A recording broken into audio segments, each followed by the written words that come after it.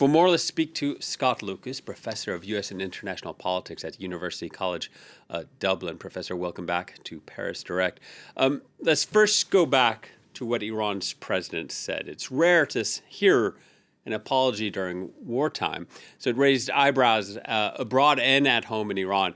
But why is Iran or its proxies continuing these attacks after that apology? Because it appears there's a split within the regime. As you mentioned, President Pezeshkian effectively apologized to states in the region, especially the Gulf states, because his perception is that Iran's tactics of retaliation were not succeeding in getting the Gulf states to pull back the Trump administration from the attacks, and it was undermining Tehran's position with those states, who were starting to say, wait a minute, maybe Tehran here is an enemy that we have to oppose as well. But almost as soon as Pezeshkian said it, Iran's Revolutionary Guards put out a statement which sort of undercut him, which said, look, we're going to attack U.S. bases wherever they're situated. And of course, U.S. bases are situated in those Gulf states. Further complicating the situation, later on Saturday, there was an attack which the Iranians claim was from Bahrain, the U.S. base in Bahrain, on a desalination plant on Kashmir Island. So for the hardliners in the regime, it's like, well, if Bahrain is going to support the U.S. in attacking, our desalination plant, one of these civilian sites that you've mentioned in your report, well, we're going to hit back at a desalination plant in Bahrain as well. So I think, you've got two things in play here. I think the Iranian regime politically would like an off-ramp here.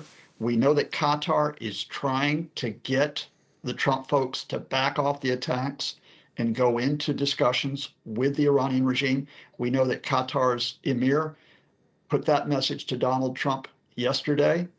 We know, however, that the Trump folks are not listening to that message apparently yet. So Iran's military is saying, look, if there's no move towards pulling the Americans and the Israelis back from attacks, we can't give up on our pressure, and our pressure includes hitting other positions in the region.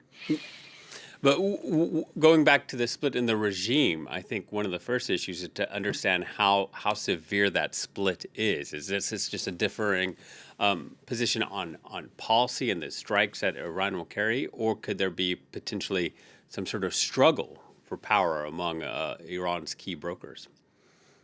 That's a good question. I need to emphasize this is a split over tactics. We're not looking at the Revolutionary Guard stepping up to take over the regime. You've been reporting on what this transition would be as the regime wants it, which is you name the supreme leader, perhaps as early as today. Everyone pledges loyalty to the supreme leader. That includes the political leaders like President Pezeshkian, like Ali Larijani, who you've been citing. It includes the military. It includes all the clerics. So, the regime, in other words, beyond the discussions over tactics, whether you back off hitting the Gulf states because you use them politically to try to persuade Trump, or whether you keep up pressure on the Gulf states, beyond that, the number one thing the regime has to show is we are not collapsing. We are not surrendering to the U.S. and to Israel. Yeah, and so now we have, I guess, for the lack of a better way to put it, it looks like tit-for-tat strikes on desalination plants. Israel said it didn't carry out that strike on the one in Iran. How significant is that for Bahrain? And talk to us about why desalination plants are so important in a region like the Gulf. Well, because the Gulf is a desert area. And so, questions in terms of having adequate supplies of fresh water for drinking, adequate supplies for other consumer uses, adequate supplies for industry, it's absolutely vital.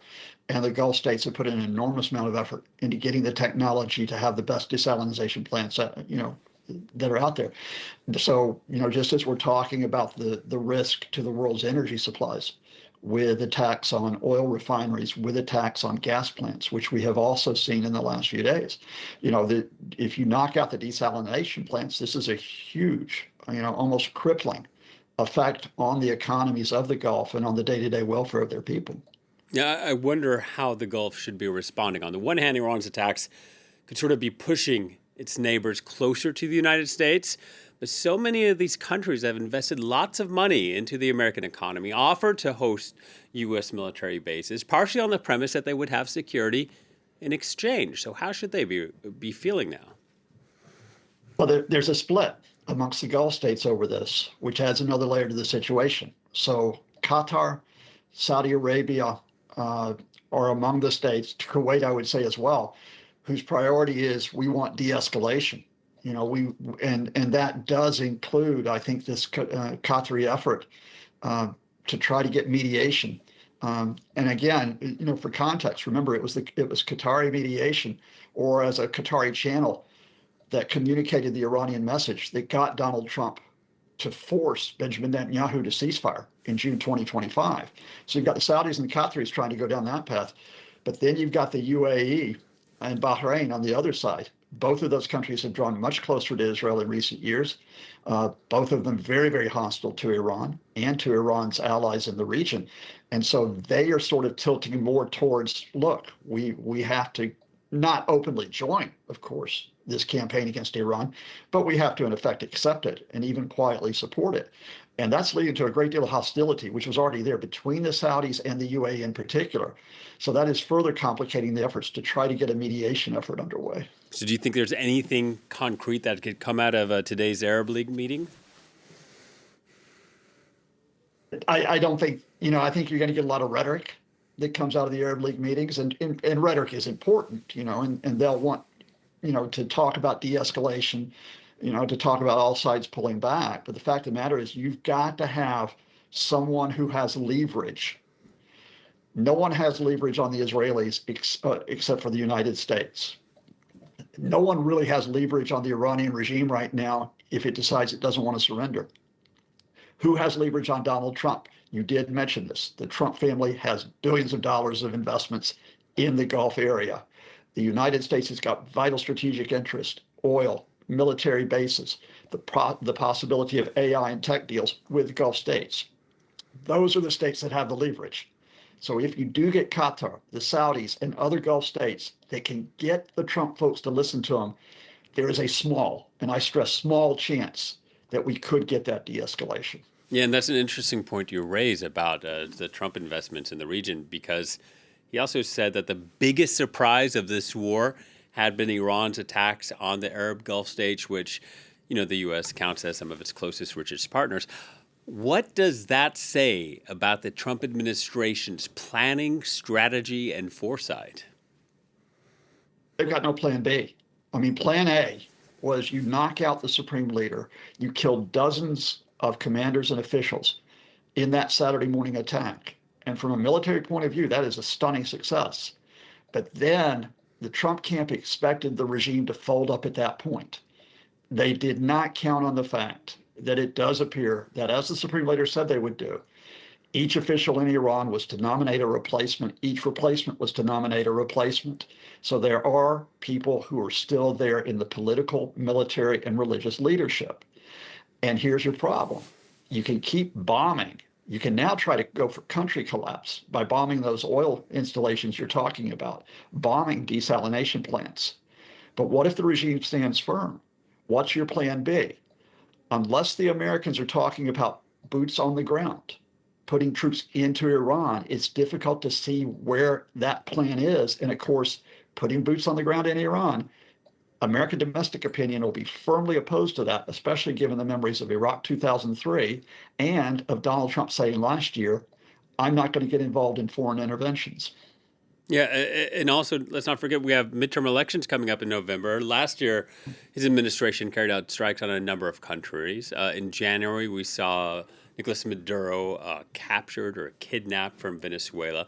Trump now says he wants to make a move on Cuba as well. So why did he make this shift, this radical shift in foreign policy? Yeah, I'm old enough to remember when Donald Trump wielded a golden gavel as the president of the Board of Peace, because I think that was just over 2 weeks ago. There's always been two Trumps. There's always been the Trump whose ego has always been, I end wars, I bring peace, give me that Nobel Prize I deserve. Then there's the other Trump, who quite frankly, is going to be honest with you, he likes to kill people and smash up things. He's always been a businessman who's tried to bully people into accepting what he wants. He functions that way as a president as well. So he has tried to get regime capitulation and succeeded, let's be honest, to an extent in Venezuela. He tried it with Greenland and failed. He's trying it with Iran. But you also have to look beyond Donald Trump. There are others in the administration who want this goal of American dominance.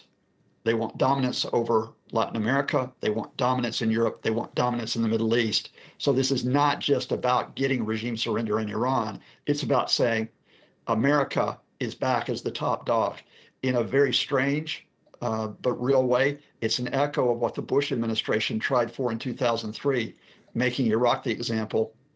And we know how that turned out. Yes. Professor, thank you for your time. Scott Lucas joining us from Birmingham.